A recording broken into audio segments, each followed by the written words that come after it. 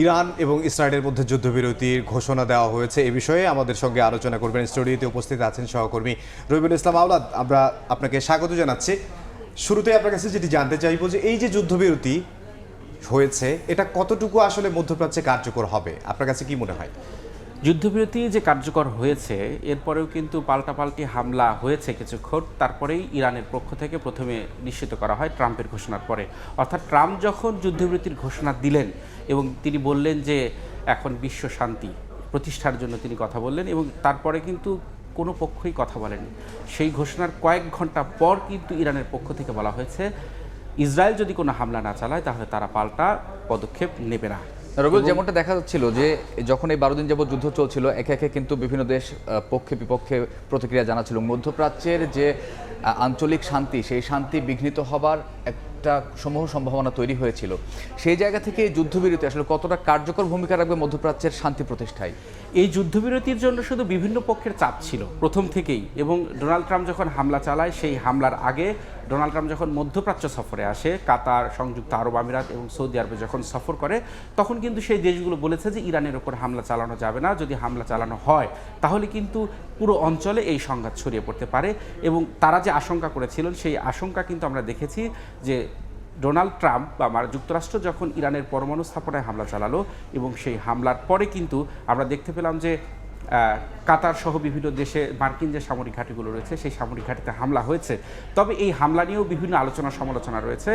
বলা হচ্ছে যে এটি সিম্বলিক অ্যাটাক বা এটি প্রতীকী হামলা বলা হচ্ছে, যেন এমনভাবে হামলা চালানো হবে, কারণ আমরা জানি যে কাতারের সাথে ইরানের একটা ভালো সম্পর্ক রয়েছে, এবং এই সম্পর্ক ভালো থাকার কারণে তারা তাদেরকেও এক ধরনের, যেহেতু বন্ধু প্রতিম দেশ, সেই দেশগুলোর সাথে সম্পর্ক নষ্ট করতে চায় না। এবং বিভিন্ন সংবাদ মাধ্যমে বলা হচ্ছে, ট্রাম্পের পক্ষ থেকে দাবি করা হয়েছে যে ইরানের এই হামলা অত্যন্ত দুর্বল এবং তাদেরকে আগে থেকেই জানানো হয়েছিল, এবং সেই হামলার বিভিন্ন যে প্রকৃতি সেটা দেখলেও বোঝা যায়, কারণ কোনো হতাহত হয়নি এবং হামলা সম্পূর্ণভাবে সফল করা হয়েছে। কিন্তু কাতারে যখন হামলা করা হলো তখন তো কাতার বলেছিল যে তাদের সার্বভৌমত্বে হামলা করা হয়েছে।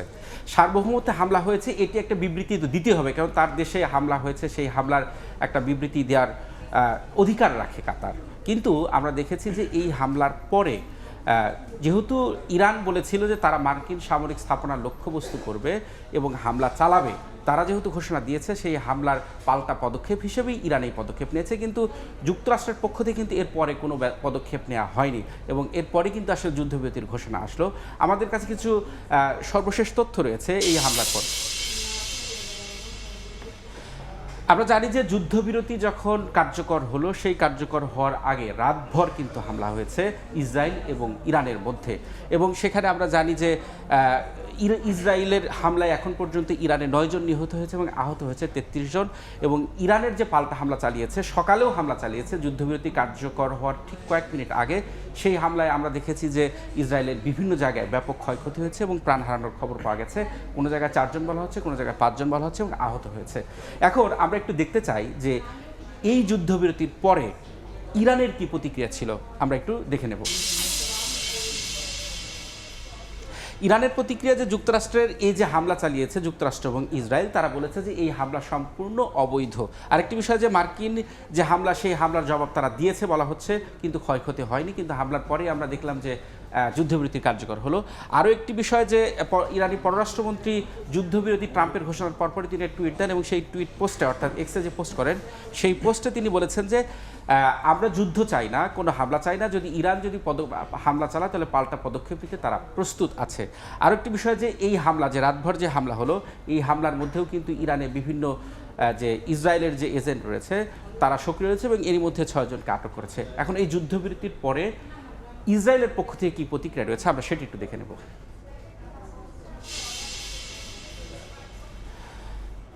ইসরায়েলের পক্ষ থেকে কিন্তু সরাসরি বলা হয়েছে তারা যে হামলা চালিয়েছে ইরানে, সেই হামলা সম্পূর্ণভাবে সফল হয়েছে। তাদের যে অপারেশন ছিল রাইজিং লায়ন, সেটি সফল হয়েছে, এবং একই সঙ্গে দাবি করা হয়েছে ইরানের যে ক্ষেপণাস্ত্র ব্যবস্থা এবং পরমাণু ব্যবস্থা, সেটি তারা সম্পূর্ণ ধ্বংস করে দিয়েছে যুক্তরাষ্ট্রের মাধ্যমে। আরও একটি বিষয় যে ট্রাম্পের সঙ্গে সমন্বয় করে এই যুদ্ধবিরতি হয়েছে, কিন্তু আমরা জানি এই যুদ্ধবিরতির পরে এরই মধ্যে ইসরায়েলের অভ্যন্তরীণ রাজনৈতিক পরিস্থিতি উত্তপ্ত হয়ে উঠেছে। বিরোধী দল তারা বলেছে যে এই যে ইরানের যুদ্ধবিরতি হলো, সেই যুদ্ধবিরতির পর এখন গাজাতেও যুদ্ধবিরতি আসা উচিত, কিন্তু যে ইসরায়েলের সরকারের যে কট্টর ডানপন্থী যারা রয়েছে, যে দলগুলো রয়েছে, তারা এরই মধ্যে নেতানিয়াহুর সমালোচনা করেছে। তারা বলেছে যুক্তরাষ্ট্রের চাপের কারণে এই যুদ্ধবিরতিতে ইসরায়েল রাজি হচ্ছে। রবিউল, খুব সংক্ষেপে জানতে চাই, এখন পর্যন্ত যে দুই দেশের ক্ষয়ক্ষতি হয়েছে, আমাদের কাছে বা গণমাধ্যম থেকে প্রাপ্ত যে তথ্য, সেই তথ্য বলছে যে ইরানে প্রাণহানি বেশি হয়েছে এবং ইসরায়েলে সেই তুলনায় অনেকটা কম।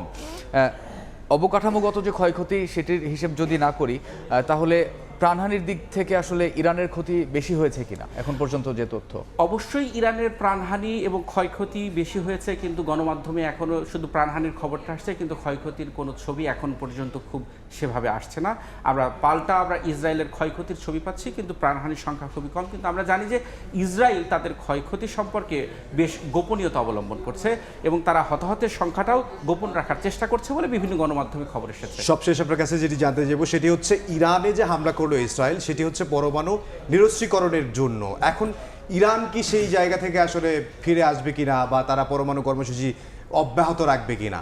এখন এই যুদ্ধবিরতির পরে বিভিন্ন সংবাদ মাধ্যম বলছে যে আবার যে যুক্তরাষ্ট্র এবং ইরানের মধ্যে যে আলোচনা, সেই আলোচনা হয়তো পুনরায় শুরু হতে পারে। আবার ইরান যদি তাদের ক্ষয়ক্ষতি কাটিয়ে উঠতে পারে, তাহলে ইরান আরও হয়তো কঠোর হতে পারে এবং তাদের যে পরমাণু অস্ত্রের যে আকাঙ্ক্ষা, সেটি হয়তো পূরণ করার চেষ্টা করবে। তবে আরও একটি বিষয় বলে রাখা ভালো, সেটি কি যুদ্ধবিরতিতে কোনো প্রভাব ফেলবে কিনা? তাহলে যুদ্ধবিরতি হয়তো প্রভাব ফেলতে পারে, কিন্তু আরেকটি বিষয়, যুক্তরাষ্ট্র এবং ইসরায়েল যে বারবার দাবি করে আসছে যে তারা পরমাণু অস্ত্র তৈরির খুবই দ্বার প্রান্তে, কয়েক সপ্তাহের মধ্যেই তারা পরমাণু অস্ত্রের পরীক্ষা চালাবে, এই ধরনের দাবির প্রেক্ষিতেই কিন্তু ইরানের উপর হামলা হয়েছে। কিন্তু তাদের যে দাবি, সেই দাবি কিন্তু এখন পর্যন্ত সফল হয়নি। কারণ পরমাণু স্থাপনায় যদি হামলা হয়, সেই হামলায় যদি ইউরেনিয়ামের যে তেজস্ক্রিয়া সেটা ছড়ায়নি, তারা বলছে সরিয়ে ফেলা হয়েছে, কিন্তু এখন পর্যন্ত ইরানের পরমাণু যে স্থাপনা, সেই স্থাপনা সম্পর্কে বিস্তারিত তথ্য এখন। অসংখ্য ধন্যবাদ আপনাকে আমাদের সঙ্গে আলোচনায় যুক্ত হওয়ার জন্য। আপনাদেরকেও ধন্যবাদ।